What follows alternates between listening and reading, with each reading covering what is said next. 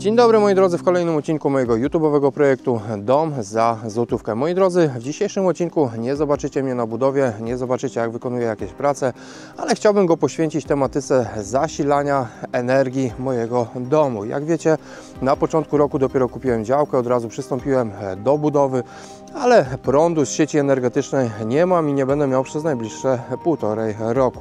W moim domu dużo rzeczy będzie zasilanych w systemie off-grid przy użyciu pewnych urządzeń, które pokażę Wam w dzisiejszym odcinku.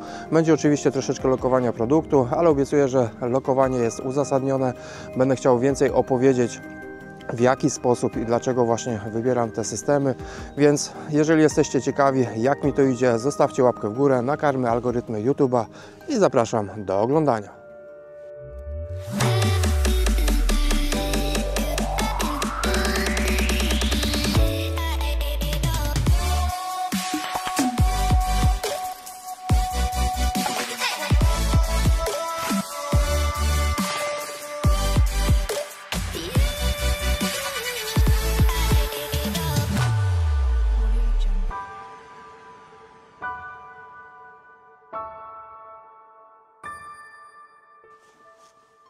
Zanim przejdziemy do treści dzisiejszego odcinka, bardzo serdecznie chciałbym powitać wszystkie nowe osoby, które pierwszy raz spotykają się ze mną właśnie na YouTubie. Wiem, że takich osób przybywa coraz więcej, bardzo jest mi z tego powodu miło. Ja jestem Kamil i od kilku lat nagrywam, pokazuję Wam pewne rozwiązania, staram się ucierać nosa utartym szlakom i obłędnemu marketingowi współczesnych czasów.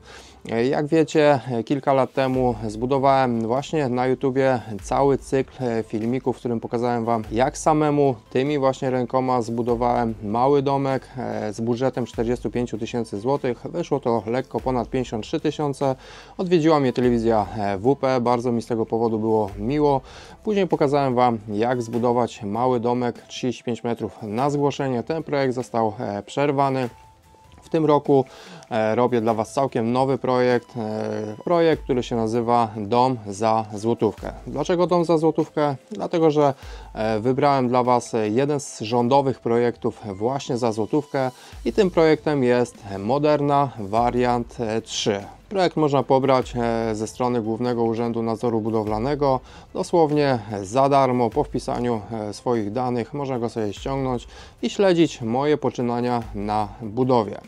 Od pierwszego dnia, w którym zakupiłem działkę, nagrywam Wam, co zrobiłem z działką, rekultywowałem ją, zrobiłem ogrodzenie, które wyszło, myślę, że dosyć ciekawe, ale za bardzo małe pieniądze.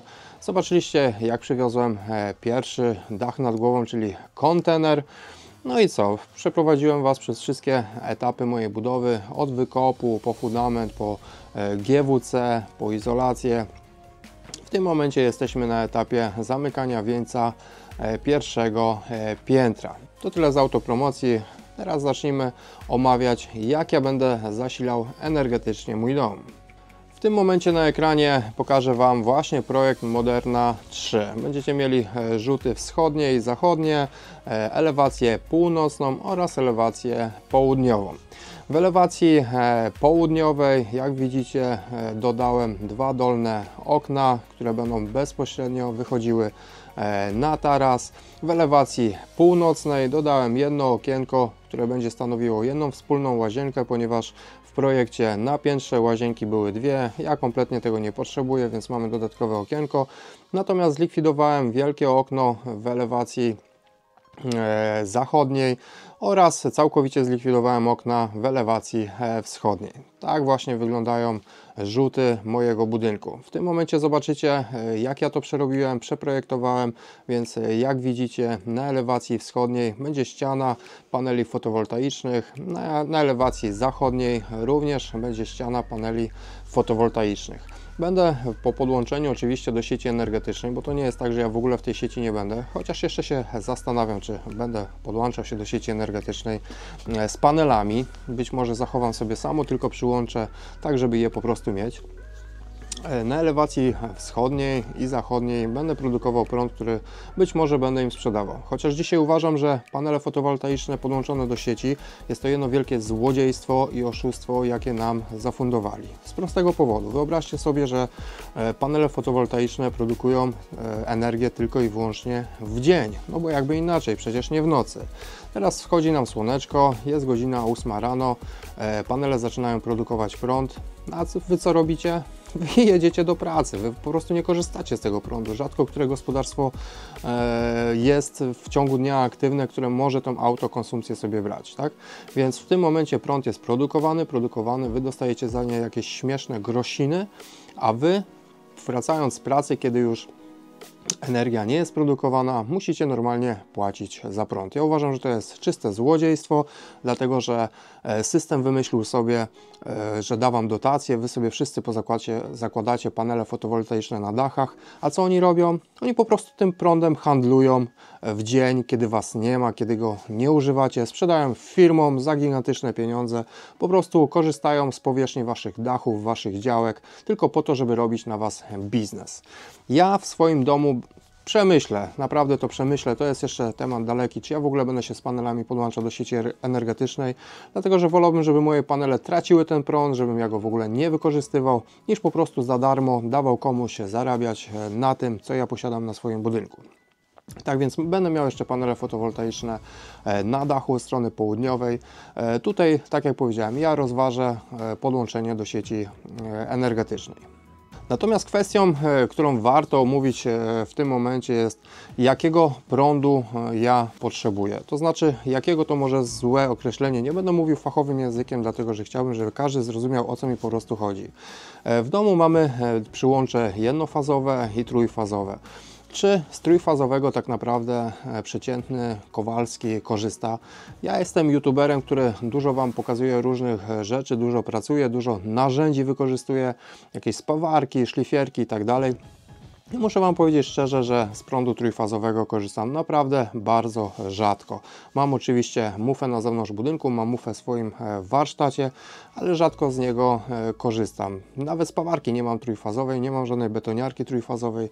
Natomiast w domu oczywiście płyta indukcyjna u mnie jest trójfazowa, ale jest podłączona do jednej fazy tylko dlatego, że nigdy nie chciało mi się nawet przeciągnąć kabla trójfazowego, żeby ją zasilić. Ja wiem, że przy prądzie trójfazowym ona szybciej będzie oczywiście gotowała, szybciej będzie funkcjonowała, ale oczywiście na jednej fazie jak najbardziej ona również pracuje, więc w moim domu ja posiadam oczywiście mały, skromny, takie pierdółkę, ale mam samochodzik elektryczny, który ładuje również prądem jednofazowym. Nie potrzebuję do tego trójfazy, więc w domu, który obecnie buduję, też również rozważę, żeby nie robić żadnej instalacji trójfazowej. Mianowicie trójfazową instalację zrobię sobie w przyszłym garażu, warsztacie, który pobuduję obok. Tam być może do czegoś on mi się przyda. Natomiast u mnie w domu będzie proste przyłącze do kuchni indukcyjnej, jednofazowe. Tak samo w pomieszczeniu technicznym, pod rekuperację, to wszystko jest zasilane prądem jednofazowym i tak będę tutaj z Wami o tym rozmawiał. W przyszłości, jeżeli faktycznie być może podłączę się do sieci energetycznych, chcąc im sprzedawać ten prąd, chociaż ja uważam, tak jak wspomniałem w poprzednim wejściu, nic tutaj się nie zmieni. Zostaliśmy wszyscy, którzy posiadają fotowoltaikę, bezczelnie wykorzystani. Nic tutaj się po prostu w tym nie zmieni, żeby oddawać im prąd, ale jeżeli tak by przyszło, no to faktycznie falownik trójfazowy również będę miał zamontowany. Chcąc być kompletnie niezależnym energetycznie, musimy się z tym liczyć, że będziemy potrzebowali banków energii, magazynów, baterii. No jest to nieodzowny element, żeby gdzieś tą energię sobie przechowywać. Ja wiem, że w współczesnych czasach mamy bardzo dużo dziwnej propagandy, nienawiści przede wszystkim do nowości, do banków energii. Moi drodzy, chociaż za chwilę powiem kilka okrutnych słów, chciałbym Wam wyrazić mój stosunek do samochodów elektrycznych, do banków energii i tak dalej. Akumulatory są nam potrzebne, to jest przyszłość, my powinniśmy się strasznie cieszyć, że zostały już wynalezione, że możemy zacząć korzystać z tego. Ja coś powiem Wam na temat samochodów elektrycznych. Nasz kraj jest takim krajem bardzo specyficznym, ludzie żyją w wielkiej bańce informacyjnej, strasznej propagandzie, niestety Polacy uważają, że są najmądrzejsi, niestety, że samochody elektryczne to jest jedno wielkie zło. Moi drodzy, ja uważam, że samochody elektryczne faktycznie są drogie w utrzymaniu, jeżeli chodzi o prąd, natomiast korzyści z nich są o wiele bardziej przewyższające. Słuchajcie, samochody elektryczne posiadają baterie, w których zapewne wiecie, że metale bardzo tam szlachetne, pożądane są kopane w Afryce przez dzieci za $1 dziennie i tak dalej, i tak dalej. Tak, powiem brzydkie słowa, ale my martwimy się o dzieci tam z Afryki, Etiopii i tak dalej, że one za $1 gdzieś tam kopią, często przypłacają za to życiem, kopiąc jakieś składniki do naszych baterii. Ja uważam, że powinniśmy się cieszyć, że jesteśmy Europejczykami, że nie musimy my za $1 kopać tych składników, pracować w tych kopalniach. Oczywiście też jako rodzic, jako człowiek dorosły jest mi strasznie przykro, że te dzieci właśnie są w ten sposób wykorzystywane do takiej pracy, ale musimy sobie powiedzieć prawdę. To, że my przestaniemy kupować samochody elektryczne, to, że my przestaniemy produkować baterie i tak dalej, to nie znaczy, że tym dzieciom będzie lepiej. One po prostu już żyją w takich krajach, w takich warunkach, że jeżeli one nie będą kopały tych szlachetnych surowców do baterii, to ich system wymyśli im inną pracę, że też za $1 ciężko będą za przeproszeniem zasuwać i wykonywać inne prace, czy to przy rybołówstwie, czy przy innym górnictwie i tak dalej. Niestety ten świat jest też, uważam, nieuczciwy, bardzo skomplikowany i przede wszystkim na świecie jest nie fair, że nasze dzieci mają smartfony i płaczą, że im parówka taka nie smakuje, a szynka im nie smakuje. Pomarańcze to w ogóle jest fe, a tamte dzieci za pomarańcze to by mogły cały dzień pracować. Tak, jest to bardzo nie fair, ale to nie znaczy, że jeżeli my zrezygnujemy z elektromobilności, zrezygnujemy z banków energii i tak dalej, tym dzieciom będzie po prostu lepiej. Wcale tak nie jest. Druga rzecz, że akumulatory potem za kilkanaście lat, co z tymi elektrykami będziemy robić, że co, wiecie, to jest takie martwienie się, że tak powiem, ani mnie, ani Was to w ogóle nie powinno interesować. Ten świat próbuje być ekologiczny, wobec czego ten świat w przyszłości wymyśli, co z tym zrobić. Był wielki kiedyś kryzys, problem, słuchajcie, ze styropianem. Nie wiem, czy pamiętacie, próbowali wymyślać styropian z grzybów i tak dalej, ale monopoliści tego świata wszystko zrobili, że raptem temat ucichł. Teraz jest styropian super, tak? Wszyscy dostają dotacje, żeby tylko styropianem ocieplać budynki. Wszędzie styropian pochodnej ropy, tak? Moi drodzy, lobbyści, którym bardzo zależy na tym, żeby ropę sprzedawać, zawsze będą walczyli z elektromobilnością, zawsze będą walczyli właśnie z bankami energii.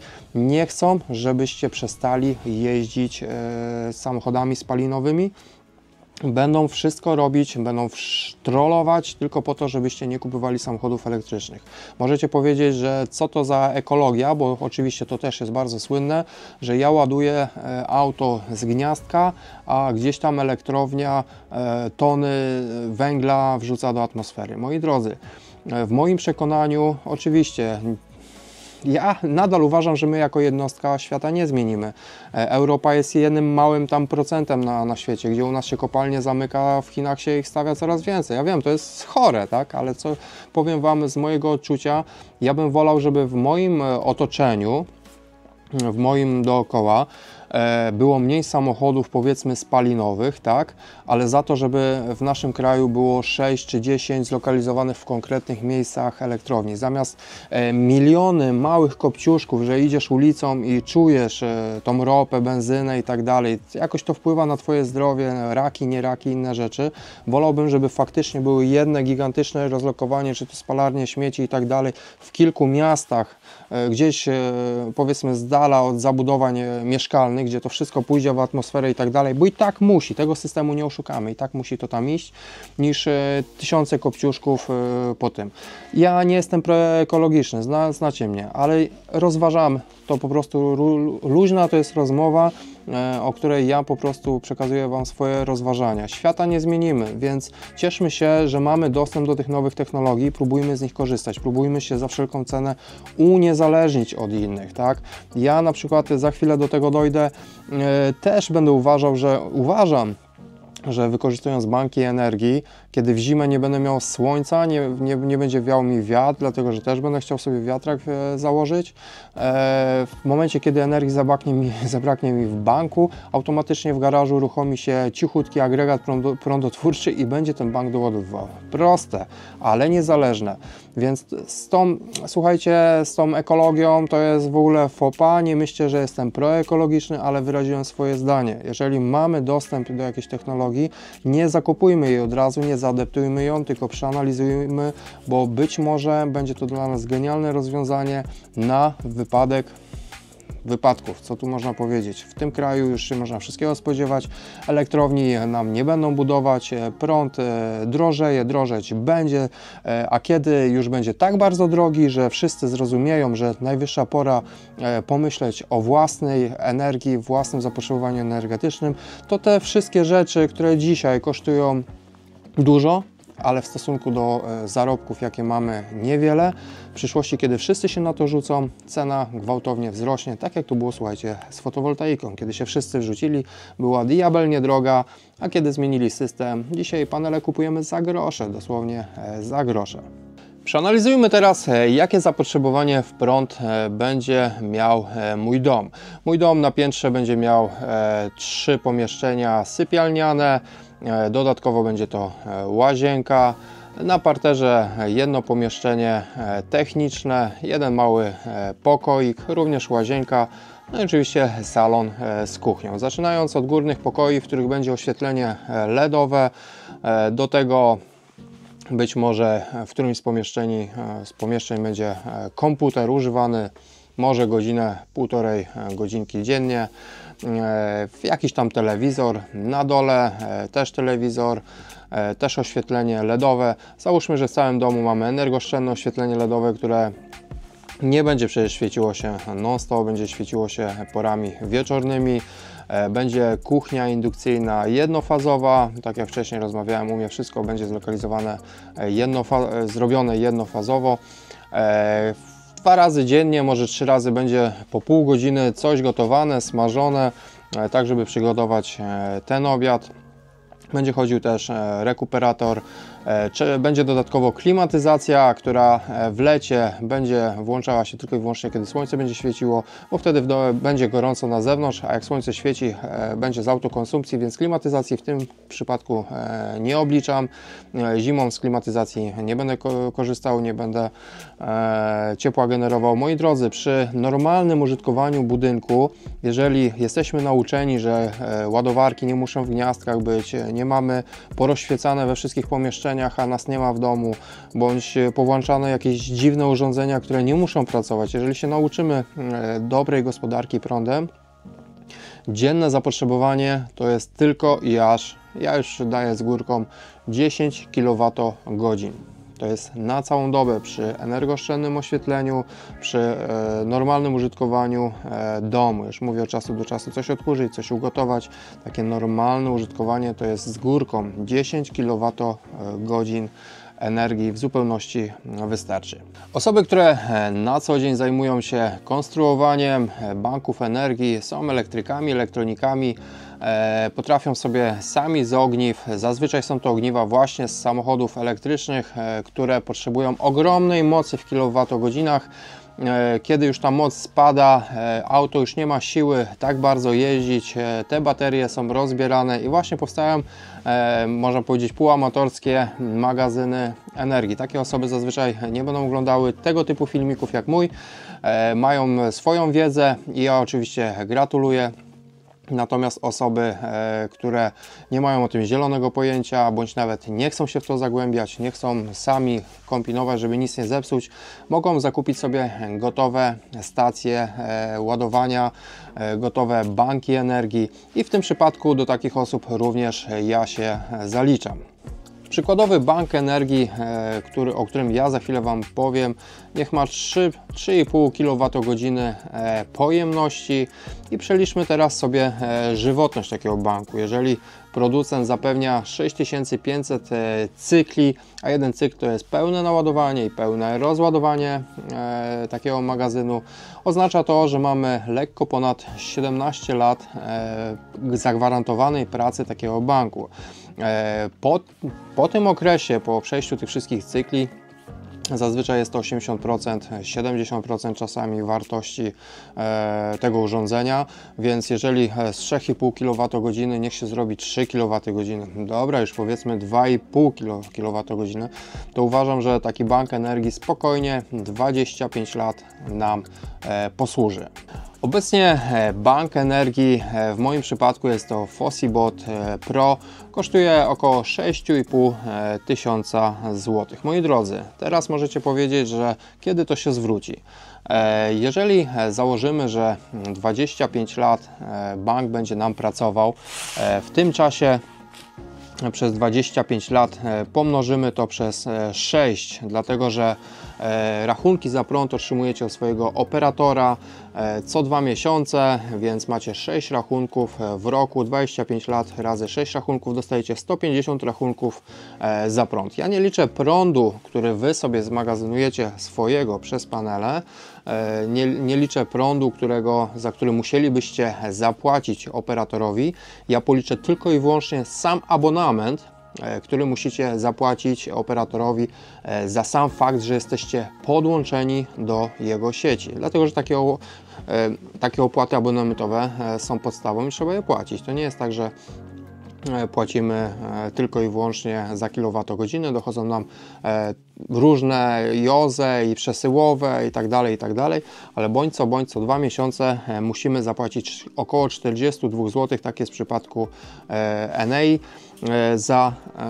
do rachunku za sam fakt, że jesteśmy podłączeni do sieci energetycznej. Więc zobaczmy sobie 150 faktur, 150 razy 42 zł, to mamy 6300 zł. Moi drodzy, za sam fakt, że jesteśmy podłączeni do sieci przez 25 lat, oczywiście ta cena pewnie jeszcze się przez 25 lat 25 razy zmieni i zwiększy, mamy koszt urządzenia. Urządzenie, które może nam za darmo magazynować naszą energię z paneli, więc w tym momencie przelicznik posiadania magazynu energii w stosunku do podłączenia do sieci energetycznej już sam z siebie klaruje, co się bardziej opłaca. Oczywiście, żeby była jasność, ja w tych obliczeniach obliczyłem zakup jednej jednostki o pojemności tam 3800 W za kwotę 6,5 tysiąca złotych, przeliczając to w porównaniu do abonamentu dla sieci energetycznej. Jeżeli byśmy potrzebowali oczywiście magazynu większego, powiedzmy już 7,5 kW, musielibyśmy oczywiście dokupić drugą taką jednostkę, więc trzeba byłoby wydać kolejne 6,5 tysiąca złotych. Natomiast na skalę 25 lat, wydając kolejne 6,5 tysiąca złotych, inwestując we własną infrastrukturę energetyczną, uważam, że to jest nic w porównaniu do tego, że przez ten okres płacimy za czyjąś infrastrukturę. Tak, to my, szare pionki, szarzy obywatele tego kraju, utrzymujemy infrastrukturę energetyczną, to my płacimy za jej utrzymanie, więc jeżeli przez 25 lat rozłożymy nawet ten koszt razy 2, przekładając to na 2 baterie, to i tak inwestujemy we własną sieć energetyczną, a nie po prostu dajemy pieniądze komuś i po 25 latach nic nie mamy. A tutaj, jeżeli te baterie jeszcze będą nam żyły dłużej, ale przez 25 lat zarobimy i pewnie też systemy stanieją, będziemy mogli wymienić na nowe, pewnie będzie coś lepszego, coś bardziej doskonalszego. Na moim kanale pokazywałem Wam już różne banki energii, począwszy od Bluetti, przez All Powers, były jeszcze jakieś tam mniejsze banki po drodze. Ja Wam pokazywałem różne. Dzisiaj, montując bank energii do swojego domu, starałem się wybrać coś, co już jest sprawdzone, przetestowane, bez żadnej tam ściemy, bez jakichś dziwnych tam reklam. Oglądałem różne kanały na YouTubie, też mnie testy Sławka z kanału Panele PV, czy jakoś tak, też mnie to zainspirowało. Bądź co bądź zacząłem szukać banku, który naprawdę ludzie polecają, a nie robią tylko jakąś złudną reklamę. Za pośrednictwem mojego partnera przy projekcie Dom za złotówkę, portalowi sprzedażowemu geekbuying.pl, zakupiłem właśnie jednostkę Fossibot F360 Pro. Tak jak wcześniej wspomniałem, tutaj będzie lokowanie produktu, dlatego że umówiłem się z Geekbuying, że w zamian, że go Wam po prostu zaprezentuję, od czasu do czasu pojawi się na którymś z moich filmików w trakcie budowy. Tak, jako YouTuber dostałem całkowicie gratis, za darmo od Geekbuying dodatkową jednostkę rozszerzającą właśnie cały system. Więc możecie powiedzieć, że fajnie, że Kamil dostał to za darmo. Tak, jest to bardzo przyjemne, jeżeli ktoś Wam coś daje. My jako YouTuberzy czasami dostajemy właśnie takie rzeczy na promocję, ale w tym przypadku w 100% jednostkę podstawową F360 kupiłem za własne pieniądze. Nie dostałem całego systemu bezpłatnie, dostałem drugą baterię, a to mnie bardzo, bardzo cieszy, dlatego że gdybym nawet nie miał współpracy z Geekbuying, musiałbym drugą baterię i tak kupić. Zdecydowałem się właśnie na to urządzenie. Jednocześnie, jeżeli Wy byście chcieli się zdecydować, w opisie filmu, no i tutaj gdzieś wyświetla się Wam kod. Po wpisaniu tego kodu przez mój kanał również dostaniecie dobre gratisy, dobre upusty. Możecie celować w różne promocje, te ceny się zmieniają. Więc jeżeli to się sprawdzi u mnie, na pewno się sprawdzi również u Was. Tak jak powiedziałem, nie będzie to nachalne lokowanie produktu, gdyż się na to po prostu nie zgodziłem. Nie będę Wam opisywał urządzenia jakoś tam szczegółowo. Natomiast wśród wszystkich Bluetti, All Powersów i tak dalej, które do tej pory miałem, zdecydowałem się właśnie na Fossibota ze względu właśnie na jego bardzo dobre recenzje. Tak więc jedna jednostka ma 3800 Wh. Z drugą jednostką mam już prawie 7600. Do tego ten mój wysłużony All Powers dojdzie, będę miał prawie 11 dostępnej energii w domu. No i obie jednostki już do mnie dotarły. Możecie zobaczyć, jak to wygląda. Ja uruchomię jednostkę podstawową F360 Pro. W standardzie naładowana jest na 28%. No i tu mam właśnie tą gratisową baterię od Geekbuying, rozszerzającą cały system, więc mam tutaj 7600 energii.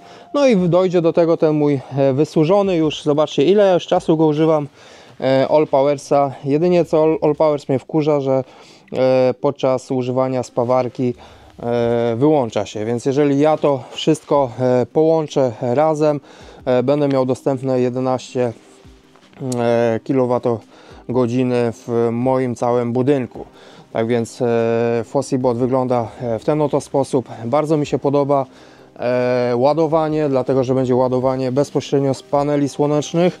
No i możecie zobaczyć sobie tutaj między 12 a 160 V, więc no rozrzutka jest bardzo ładna.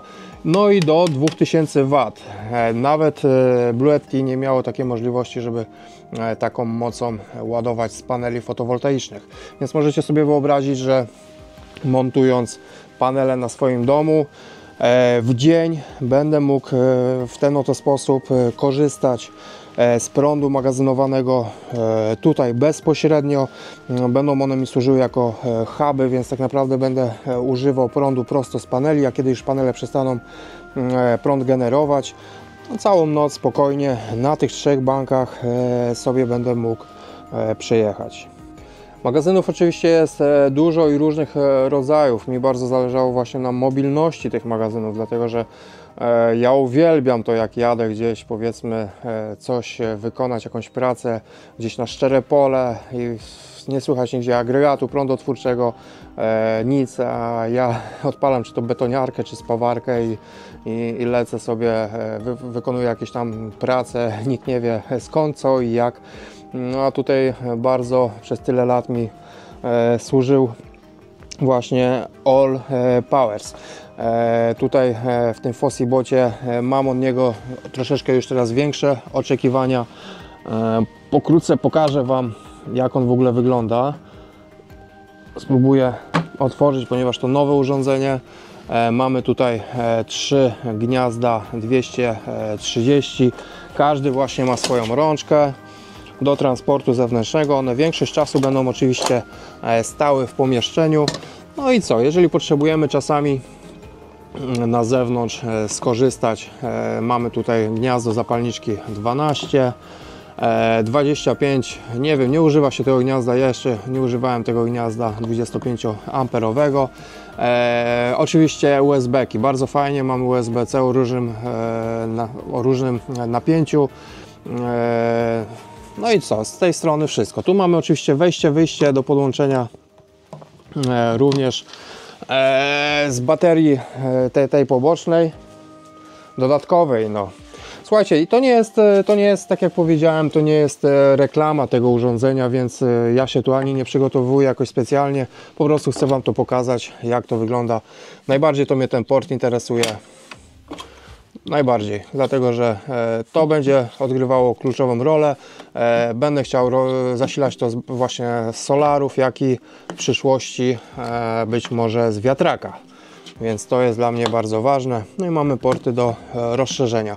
Jeżeli w przyszłości stwierdzę, że jest to mi potrzebne, mogę jeszcze jeden taki magazyn dodatkowy sobie tego Fossibota rozszerzyć. Tutaj na górze mamy kabel do połączenia. No i co? Całe urządzenie. Ja tutaj nie będę robił jakichś specjalistycznych testów. Ja wiem po prostu, jak one działają. Testów w internecie jest od groma. One po prostu mają zasilać mi cały budynek. No i teraz 3 takie baterie, które nie mają więcej niż tam 70 cm, wylądują na dole pod szafką w moim pomieszczeniu gospodarczym, no i będą zasilały mi cały dom. Jeden system Fossibota pójdzie na wszystkie urządzenia do kuchni, do łazienki i tak dalej, a z drugiego, tego All Powersa, puszczę pewnie całe oświetlenie i tak będzie to funkcjonowało. Natomiast zimą, kiedy nie będzie słońca, więc baterie nie będą się doładowywały, puszczę przewód do garażu, no i w garażu będzie cichy agregat. Już takie agregaty mam na oku. Na chwilę obecną nie będę ich kupował, ale ich zakup również w przyszłości Wam pokażę na moim kanale. Ten agregat się po prostu po cichu spalinowy uruchomi. No i co, przeliczając teraz cenę energii elektrycznej co do paliwa, do benzyny, na którym ten agregat będzie chodził. Agregat też może chodzić na etanolu, na gazie może chodzić, możemy go naprawdę poprzerabiać, to jest przyszłościowe. Agregat się uruchomi, dobije tego prądu w razie oczywiście, kiedy miałoby go brakować i tak nadal będę odcięty od sieci energetycznej. W 100% będę odcięty od sieci energetycznej, ale tak jak wspomniałem na początku odcinka, nie chcę się tej sieci energetycznej do końca pozbywać, będę miał ją podłączoną do garażu, po to, żeby po prostu była. Na ten moment dom projektuję w taki sposób, żeby wszystko skupiało się, było oparte na tych magazynach energii. Do tego dojdą panele fotowoltaiczne. Dzisiaj panele też już widzę po 190 zł, 440 Wp full black, half cuty można fajne kupić, więc u mnie dojdzie tych paneli pewnie tam z 14 sztuk. Nie wiem, czy to nawet za dużo nie będzie, jak na moje potrzeby. No i będzie to w ten sposób hulało. Moi drodzy, na ten moment wyszło 20 odcinków projektu Domu za złotówkę. Wszystkie odcinki macie w opisie tego filmu. Jest tam też playlista, jeżeli ktoś się świeży i nie wie, co ja tam robię. Na ten moment wydałem już lekko ponad 40 000 złotych na budowę tego domu. Z dachem podejrzewam, że będzie to lekko ponad 50 000 złotych, bez okien, więc nie są to kwoty typu 200-300 tysięcy złotych. Spokojnie, jeżeli przy takiej kwocie buduję dom, mogę zainwestować, jakbym nawet miał kupować bez moich tam YouTube'owych dodatków, że dostałem jedną baterię za darmo, miałbym to kupić od podstaw i wydać na to wszystko powiedzmy te 18 do 20 tysięcy złotych, nadal bym to zrobił, dlatego że w skali budowy całego domu jest to znikomy koszt, a nie jesteśmy w ogóle zależni od nikogo, od niczego, od zmian cen, zmian, nie wiem, klimatycznych, w ogóle wszystkiego. Kiedy inni prądu nie mają, wy nadal go macie. Zaczyna się włączać całkiem inny tok myślenia, jeżeli chodzi o własną taką niezależność, to wy dysponujecie własną energią. Ja jestem za, dlatego nagrałem ten odcinek, w którym chciałbym Wam poniekąd wypromować ideę magazynów energii, że to nie jest wcale takie złe, ale magazyny energii kupione z głową, za dobre pieniądze, a nie z jakimiś dotacjami, gdzie jeden magazyn kosztuje 30-40 tysięcy złotych, bo dostaniecie 5 tysięcy jakiejś tam śmiesznej dotacji. Ja też kiedyś się wkopałem na to, na domu, w którym obecnie mieszkam. Założyłem fotowoltaikę, za którą zapłaciłem 20 tysięcy tylko dlatego, że 6 było dofinansowania, ale później jak sobie to obliczyłem, kupując na własną rękę inwerter, falownik, kupując na własną rękę te same panele, bez dofinansowania zrobiłbym to za 7-8 tysięcy złotych, więc z tym dofinansowaniem to naprawdę uważajcie, to jest śmiech na sali. Jeżeli myślimy o własnej energii, to myślmy tylko i wyłącznie na własną rękę. Ja preferuję właśnie przenośne magazyny energii, jeżeli one nie będą mi pasowały w tym miejscu, pójdą w inne, zawsze można je podłączyć i je używać. Na ten moment jestem zabezpieczony na chociaż 20 lat własnej energii. Nie będę uzależniony od nikogo, a i prace budowlane na tym etapie mogę prowadzić bez żadnych przeszkód. Moi drodzy, jeżeli ten filmik w czymkolwiek Wam pomógł, troszeczkę Wam rozjaśnił myślenie na temat własnej niezależności, zostawcie mi łapkę w górę, bardzo mi to pomaga. No i co, następny odcinek już będzie z budowy, zobaczycie jak lejemy wieniec. Zapowiadają się bardzo fajne i ciepłe dni, chociaż może trochę deszczowe, na pewno damy radę. Niech chmury się pną do góry i lecimy dalej. Trzymajcie się ciepło, do zobaczenia w kolejnym odcinku. Cześć!